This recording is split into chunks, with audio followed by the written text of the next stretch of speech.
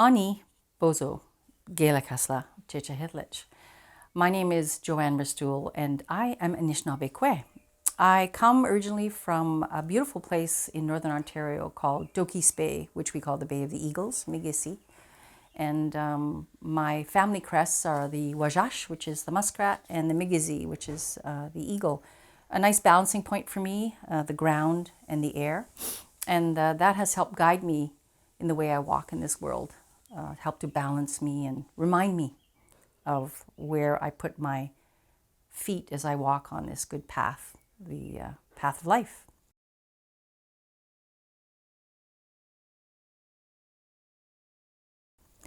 So when I think about the question of why is it important to me to share culture with my community, and my community now is the community and the place of the unceded traditional territories of the Comox, Aiks, and Puntlich peoples. I've lived here now for over 34 years, and I feel that I am in the land. I feel a part of this land, the air, and the sea. I have children and grandchildren, and a future here. And so when I think about that question, I need to reflect back on my own life and where I journeyed to be here today. So when I was growing up in the small community of Sturgeon Falls, it was at a time, I was born in 1956, so it was at a time in our country where things had been happening that had taken us away from our cultural identity, our sense of place, and our sense of belonging. And as a young person, I could see clearly there was a distinct difference between my family, my relatives, and the greater community that I lived in. That difference was in the way we walked in the world, our language, which was Anishinaabe, of the Algonquin dialect, and the manner in which my father lived. He was a hunter, he was a trapper, which was very distinctly different. So it created in me a curiosity of, well, that's interesting. We are different, yet we don't practice our culture because, of course, at that point in the history of our country, we were under the policy of assimilation, and our culture was asleep. I liked that the first time I heard it when the elders told me, our culture just went to sleep. We didn't lose it. We never lose it. It just goes to sleep. So as I grew into myself and stepped forward more and more into my life and came into contact with other Indigenous peoples who were in their cultural strength, were practicing ceremony, ritual, and traditions, it lit my fire. My fire was always there, but my flame was small. And I remember the first time I stood in a circle with elders who were praying in their language and drumming. I think that's when I really became, I came to life, is how I'll put it. I came to life. So we go forward through the years, and I end up coming here to live on the West Coast, and especially here in the land of the Comox. And here on the West Coast, there's a really distinct difference in the energy of the people and the land and the air and the water. And I think it's because the contact has been less than where I come from. And I felt this place when I first came here. I felt it. And then I could see when I attended my first ceremony of the potlatch up in Alert Bay. Again, I had that feeling that I'd had when I was a young woman. This flame just grew bigger and bigger within me, and I realized this is so important. This is so much a part of who I am. And having had children and looking at them in terms of the future, the responsibility as well of I need to walk the path. So I have dedicated my life, most of my life since I was in my early 20s, to what I would consider being in the sacred circle. The teachings of the sacred circle or the medicine wheel, it has different flavors depending where you are in Turtle Island, was a clear direction for me. It was like the ancestors went and they blew the message. We all belong. We all live on the sacred circle.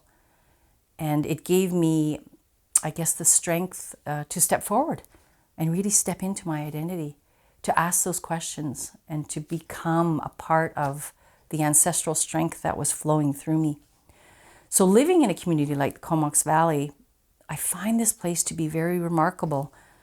The people here are very curious and open and kind. And so in the energy of sharing our spirit, of sharing teachings, I have witnessed in my life the beautiful transformation that takes place when we gather people in sacred space and we share teachings and we create the energy. The transformation, I believe, personally, is the opening of the mind and the heart and the soul into alignment. And people find themselves to truly be together, just to truly see each other. So culture is a gift from the ancestors to us all races of the world. We have language for a reason. We have land relationship for a reason. So cultural expression is one of the gifts. We have the body, we have the mind, we have the heartbeat, we have the breath, we have the sight, we have the hearing, and we have culture. It is that web, that beautiful net that holds us in this lifetime.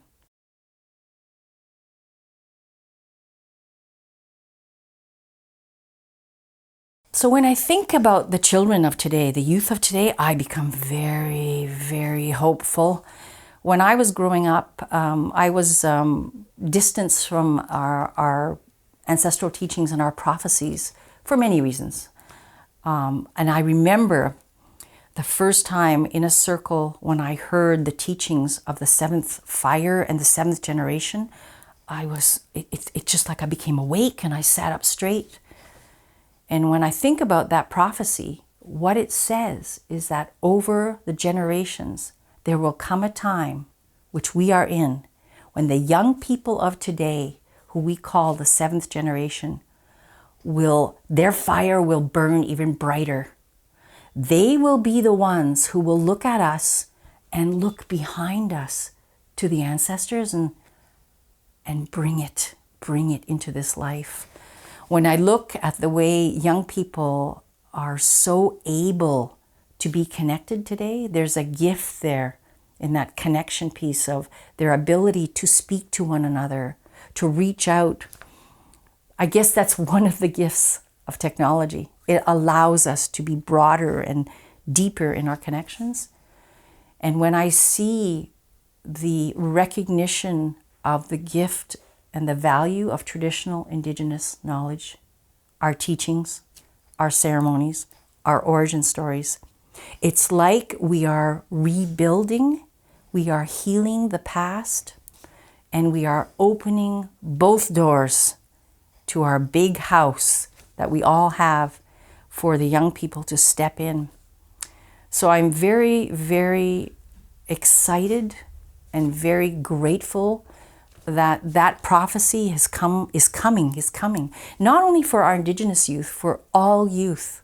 If we look at some of the young leaders who are stepping forward, we have young Greta Thunberg, who is incredibly, I see ancestors standing around her. I see her so clearly.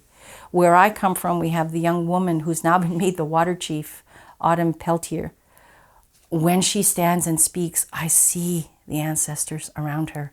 I see it so clearly. So I am so grateful to be alive, to witness the strength of the young people coming forward. And as was said in the prophecies, this is a time that would come, and it is here. And we all have a responsibility to stand up and take some responsibility, help these young people in every way that we can, acknowledge them, express gratitude, and journey with them. So I believe the future is in very solid, good hands and hearts of these young people. They are now seeing the earth as a living being, Mother Earth is a common term that is being heard everywhere. The earth is alive. The environment is being replaced by Earth Mother. Resources, the word resources, is being replaced by the living beings upon Earth Mother. Our young people speak about the earth and they talk about her waters. The young leader from our area, Autumn Peltier, talks about the waters on Mother Earth are her blood veins. So when I see that consciousness, the consciousness of young people is beyond anything that I could have ever imagined as a young person myself. And I believe that consciousness is an energy that grows and is connecting us in ways that I don't really know if we really understand, but we feel it. We know it. It's a knowing that's happening. So I think when I look at the young people of today, I see a great awakening and I see great hope and I see a great, great future for all people.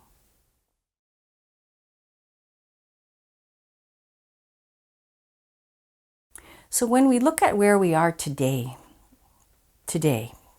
and where we have journeyed since the beginning of this uncertain time, I look at the stories that have come through the generations from all people, but particularly from my people. And it assures me and reassures me that we have been through this before. This has happened before. It is a form of a cleansing and a transformation for us. Where I come from, we've had two stories in particular that stand out for me. The one, of course, which is found throughout the world, is the Great Flood. And it appears that at a point in time, our people, the Anishinaabe, for whatever reason, were not on the path. We call the good life teachings Mino Bima Diziwin.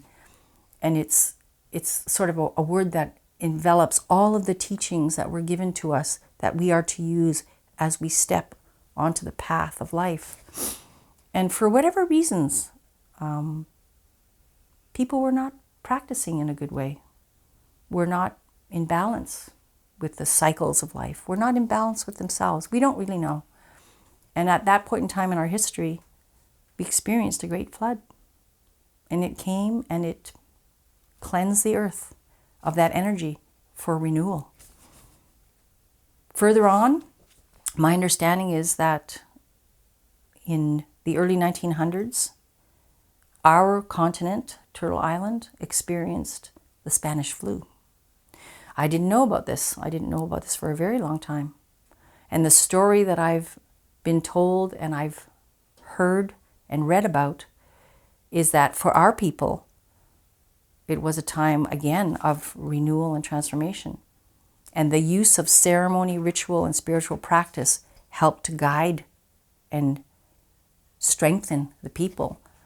And that was the origin of the healing dance, now known as the jingle dance. When I first read the story, I was just covered with energy and goosebumps. And I was like, it's almost like I had this truth that came through me. And I realized, oh my gosh, that's the gift of ceremony and ritual. That's the gift of the ancestors when they whisper to us and they come in our dreams and they come in a vision. They're coming to help us. So today, when I look at where we are in this time of intense transformation for the entire world, I rely heavily upon the teachings and the origin stories and those stories that have come through the generations to remind me that we will get through this.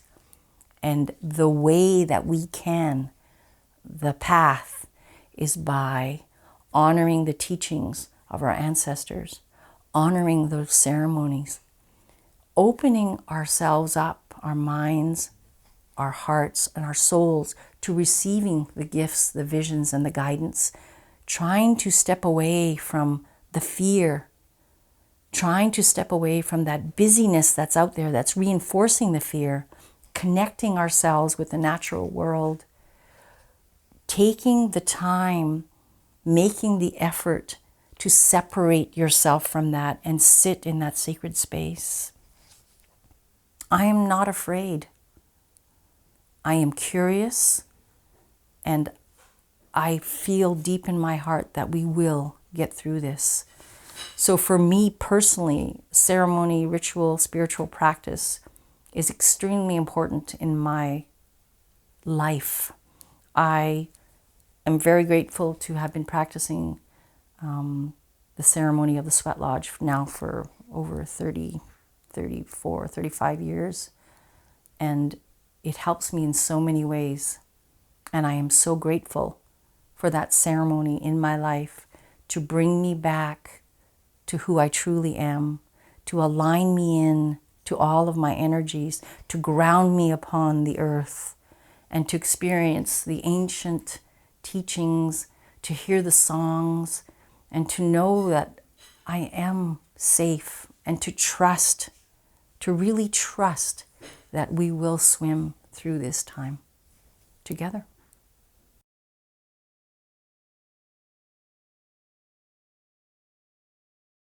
I would say that the person that influenced me the most when I was growing up was my maternal grandmother. Her name was Delin Dokis.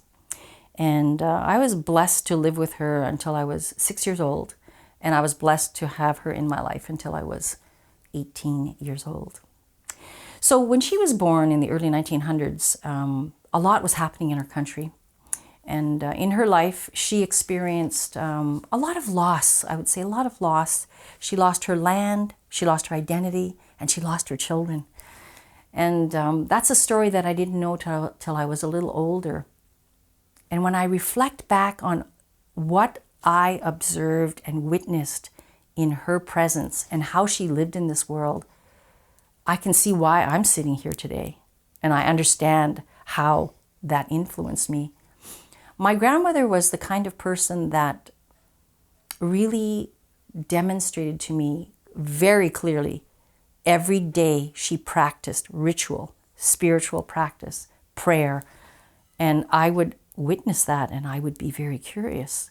She would talk about the greater mystery, the God, the force that was there beyond us. And she demonstrated to me and helped me to believe that there is something greater than me and us that is guiding us on this life journey. What I remember the most about her was she was proud to be an Indian woman. We were Indians back in the 50s. And she was proud to be from Dokis Bay, even though she had lost her land because at that point in time, the country was in a state of change and transformation with the Indian Act and assimilation. Even though she had lost her children to the residential school policy, she still had love for people. What I witnessed in her was her ability to forge relationship. She worked very, very hard at connecting with people so they could truly see her and not just the brown person standing in front of her. They could see her, truly see her. And when I watched that, it was like a magical transformation would take place when I'd see her with people. She was so respected by the community. It was a miracle, we'll say, that she was able to have me returned to the family. I had been adopted and placed into an adopted family at birth. That's just the way things were in the 50s. And it was, my mother said, that it was the best thing for me, is what she had been told. And the great mystery came in to that life journey. And my adopted mother sought out my family. And in 1957, my grandmother, who was a single Indian woman, and my mother, who lived with her, they were able to have me come live with them. That was because my grandmother really stepped into relationship.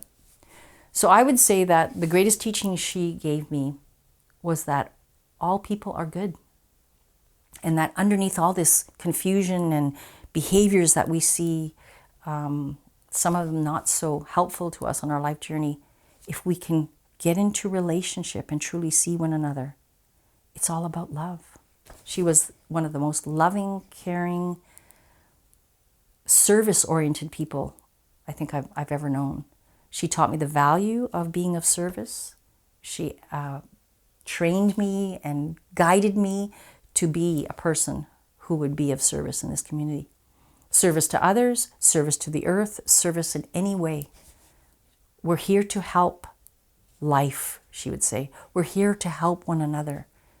We're here for each other. So when I think about what's alive today in our Anishinaabe teachings is the 7 sacred teachings, the virtues. There's humility, honesty, respect, wisdom, courage, truth, held in love. That's my grandmother. And I think, oh, she was the 7 sacred teachings. So she influenced me greatly, encouraged me to continue on into my life. She wanted me to live in both worlds. She understood that. And so she encouraged me to fly, encouraged me to go to school. And had I not, I would not be here today. So by leaving my community and going to another, it opened the way for me to connect with Indigenous people from all across Turtle Island. And I was blessed to be in the presence of elders from the Six Nations people, particularly Ernest Benedict and Audrey Shenandoah, who really opened my mind to origin stories, the story of the Great Tree of Peace, the Turo Wampum teachings. And I'd never heard that before. And it was like this vault of energy was flowing through me. And it was a beautiful, beautiful time in my life. And then a little later on, I had the grateful for the blessings of being in relationship and around a beautiful elder from Alberta, Albert Lightning from the Hobima people. I had never seen that kind of ceremonial energy. And that's when I was stepped into the teachings of the Sacred Circle and the Medicine Wheel. So these are the people that stand out in my mind. And of course now, today, presently in my life, I have my elder, my knowledge keeper, my uncle, David Somerville. Ancestrally, he comes from the Mohawk, the Iroquois people, the Six Nations. His adoptive mother was Odawa Potawatomi, and he was adopted into the Kwakwaka'wakw people in a ceremony. He lives here in the Comox Valley, and he has helped me on my life journey by bringing in and deepening my connection to the teachings of the ceremony of the Sweat Lodge and all that goes with it. So these people have been in my life, and my prayer for others is that they have opportunity to connect with these knowledge keepers and elders. The intergenerational teachings and the ancestral energy is carried forward that way. And I understand now that that's part of our responsibility. That's part of the flow of the energy that needs to come through us through the generations.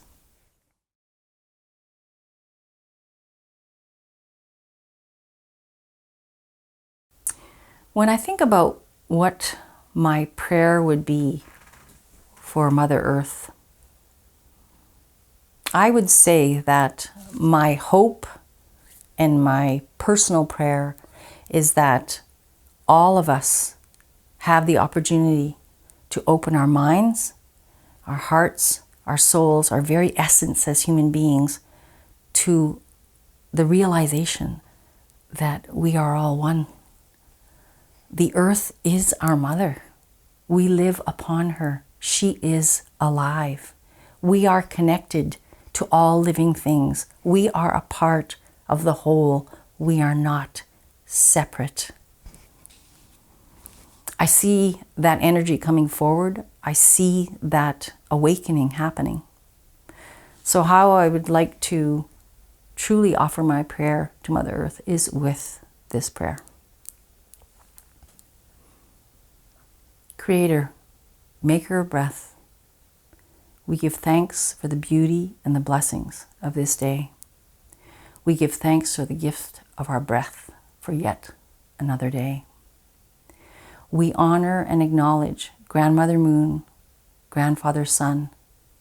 We give thanks for their many, many blessings, and we pray, Creator, that the medicine of these relatives will be strong in our hearts as we move through the dance of life.